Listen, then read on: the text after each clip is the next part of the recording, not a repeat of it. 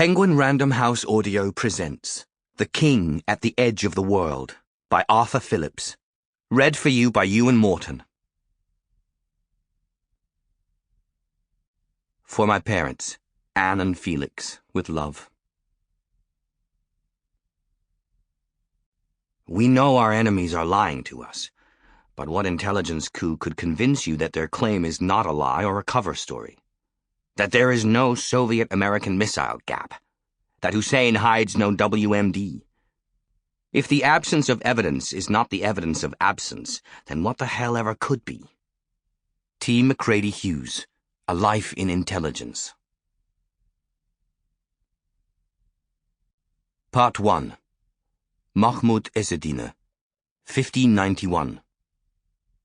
In her correspondence with the Sultan, asking for help against the Catholic Spanish, the Queen, Elizabeth I, emphasized the fact that as a Protestant Christian, she rejected the veneration of idolatrous images which the Pope and the Spanish king practiced.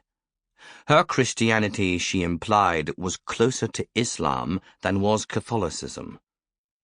Catholics were saying in Constantinople that the English lack nothing to make them sound Mussulmans, and need only stretch out a finger to become one with the Turks in outward appearance, in religious observance, and in their whole character. Nabil Matar, Islam in Britain, 1558 to 1685. 1. In the Palace of Felicity, in Constantinople, in the land of the Turks, early in the Christian year 1591, viziers to Murad the Great, third of that name, Sultan of the Ottomans, custodian of the two holy mosques, Caliph of Caliphs, dispatched an embassy to a far-off, sunless, primitive, sodden, heathen kingdom at the far cliffside edge of the civilized earth. The Sultan chose as his ambassador a loyal and trusted man, but nobody of great importance, to negotiate with the people of that patch of damp turf.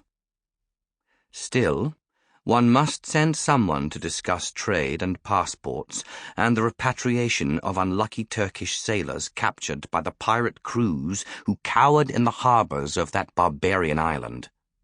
Those pirates thrived under the protection of the island's capricious sultana, cruel in her poverty, weakness, fearful isolation, and unnatural state of unmarried womanly rule.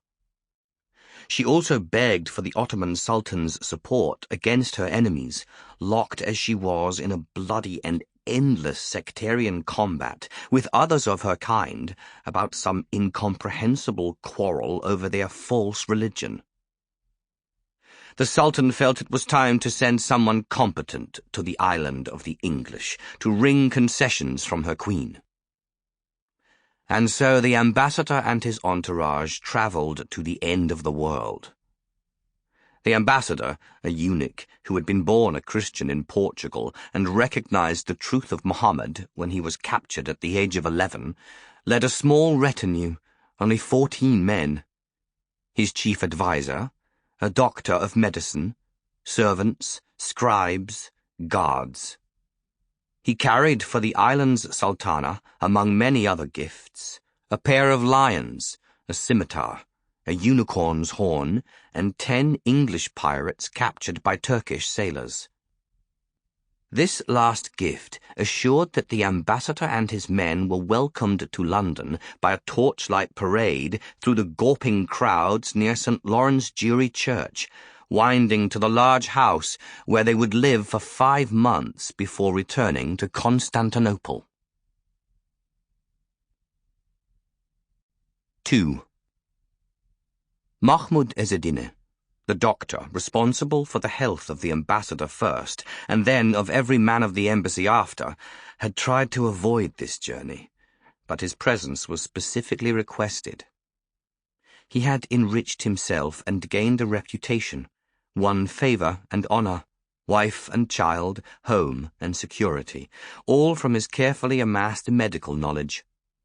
He had risen to become one of the physicians entrusted with the very bodies of the Sultan and his family, and his life in Constantinople lacked for nothing. There was no pleasure in losing a year of his wife's company, of his son's growth, of attempting a second child. Despite a lack of success so far, he had enjoyed the process. And, nearly as important, there was no pleasure in being away from the royal family, whose health he protected and cherished even beyond his own. He had dared to ask an influential courtier if there were any possibility of another physician being sent in his place. The man said he would inquire, but he must have done so clumsily, for a few days later, Ezzedine was visited at home by Jafar bin Ibrahim, who would be the ambassador's chief advisor for the expedition.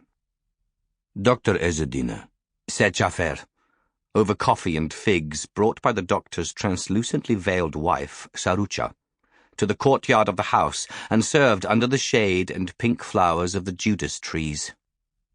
"It was I who suggested to the Sultan that he send you to England, and he was enthusiastic that you should protect us all. And you would now refuse?"